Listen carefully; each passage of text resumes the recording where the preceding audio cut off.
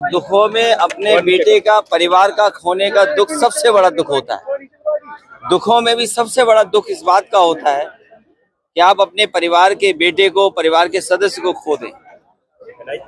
और अगर सुरक्षा को लेकर के, अगर सुरक्षा नियमों का पालन हुआ होता तो इतना बड़ा हादसा नहीं होता। सुरक्षा नियमों के पालन न होने की वजह से इतने बड़े लोगों की जान चली गई। और कुछ लोग अपने व्यक्तिगत और अहंकार में किसी की सुनना भी नहीं चाहते हैं। और सच्चाई तो यह है कि जो परिवार वाले होते हैं वो अपने परिवार के सदस्यों के होने का दुख समझते हैं। ये दुखद घटना हुई है और परिवार के लोगों की मदद हो इनकी। अभी जिस नौजवान से मैं मिल के आया हूँ वो वही नौजवान है जो वीडियो में आपने देखा कि वो खिड़की से कूद गया। उसके चोटें हैं, स्पाइन में है, वो जॉब करता था। उसके परिवार के लोगों ने कहा कि अभी तो बहुत दिन इलाज चलेगा, उसकी माँ नहीं है और परिवार का कौन देखभाल करेगा।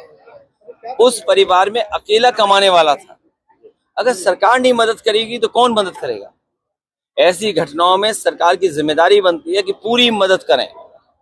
हमारी मांग है कि जो व्यक्ति 50,000 की नौकरी में काम करता था, जब तक वो स्वस्थ नहीं होता है दोबारा नौकरी के लिए नहीं पहुंचता है, तो जो उसे वेतन मिलता था वो तो मिले ही मिले। और इलाज को लेकर के भी पूरा इंतजाम सरकार को करना चाहिए।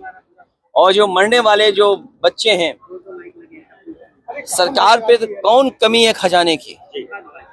सरकार को बड़ी मदद करनी चाहिए। और अगर सरकार 1 करोड़ भी मदद करती है, क्योंकि नई उम्र के नौजवान थे, 21, 22, 23, 24, 25 साल के थे, उनका भविष्य बनता, वो कल कुछ बन करके दिखाते। वो अपनी मेहनत से कुछ न कुछ कर रहे थे वहां, उन्होंने जान खोई। उनकी मदद होनी चाहिए।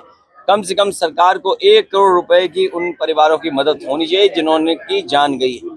सर, एसआईटी बनाई गई है, एसआईटी जांच कर रही है और बड़ी कार्रवाई की बात कर रही है कि थोड़ा हमने और आपने 10 साल से देखा है एसआईटी बनाने का काम। हर घटना में एसआईटी बनती है और लगता तो ऐसा है कि कोई सरकार नहीं है। और सरकार है तो सरकार नियमों का पालन क्यों नहीं कराती।